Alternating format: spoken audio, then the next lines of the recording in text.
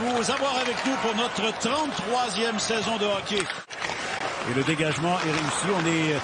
On a passé la moitié de cette pénalité. 52 secondes encore. Cousins remet la rondelle derrière lui. Ça revient à la ligne bleue. Voilà Kyle Okposo.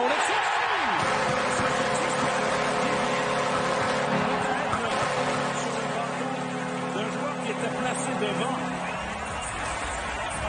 Il obtient une occasion de se faire valoir lors d'un jeu de puissance. C'est Cousins qui a fait tout le travail pour entrer dans le territoire du Canadien et y installer l'attaque. Je crois qu'Aston a simplement fait objet d'écran de cet angle-ci.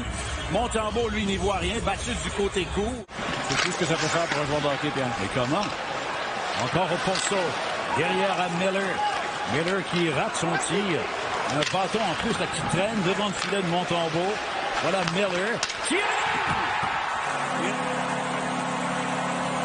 C'est ce bâton qui a embêté les défenseurs et également Samuel Montembeault. Est-ce que la rondelle dévie? Elle semble dévier sur un joueur positionné devant le filet.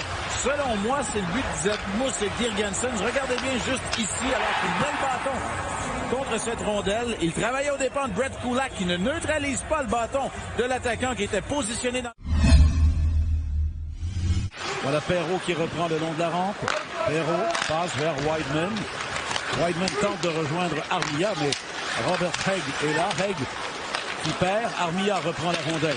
Tire, filet ouvert et le but! Chris Wideman qui marque son premier dans l'uniforme du Canadien. C'est 2-1. Les défenseurs sont sur la patinoire. Wideman qui va s'aventurer. Bataille gagnée derrière la ligne des buts par Armia et par Perreault. Armia qui refile le disque par la suite à l'embouchure du filet lorsque la rondelle dévie. Je crois sur le patin potentiellement de Hagg. Ou était-ce plutôt sur le patin de Pysyk sur cette séquence. Thompson, lui, a un filet ouvert. Et Anderson ramène la rondelle au centre, mais il est arrêté par Thompson. Alors 56 secondes à 5 contre 4 maintenant. Ça revient à la ligne bleue. Bryson a remis à vient de réussir à nouveau ce dont on parlait. C'est pas sans nous rappeler un peu un joueur comme Mike Hoffman. Le travail de Cousins devant le filet également au sein du personnel d'entraîneur du Canadien. On regarde attentivement l'entrée de territoire parce que pour ce qui est du reste, il n'y a pas vraiment de cas où on peut aller en appel. Lors de l'entrée de territoire qui était quand même assez serrée, est-ce qu'on va choisir d'aller en appel? Je regarde du côté des entraîneurs pour ce qui est du reste. Vincent a illustré là, le travail en défensive. Beaucoup trop de temps. Gerard transporte le disque en territoire des Sabres. Le voilà dans le coin, cherche une option, repère Drouin, retire bloqué. Drouin prend le retour, mais n'a pas été en mesure de profiter de cette autre chance. Et les Sabres s'amènent à 3 joueurs avec Anders Bjork et tir! Et tout s'écroule pour le Canadien. Ce qui amorce, voilà l'occasion ratée du côté du Canadien. Tir bloqué par Girgensons. Lorsqu'un deuxième est bloqué, la contre-attaque s'amorce. Descente à 3 contre 2 alors qu'on est en fin de présence du côté du Canadien.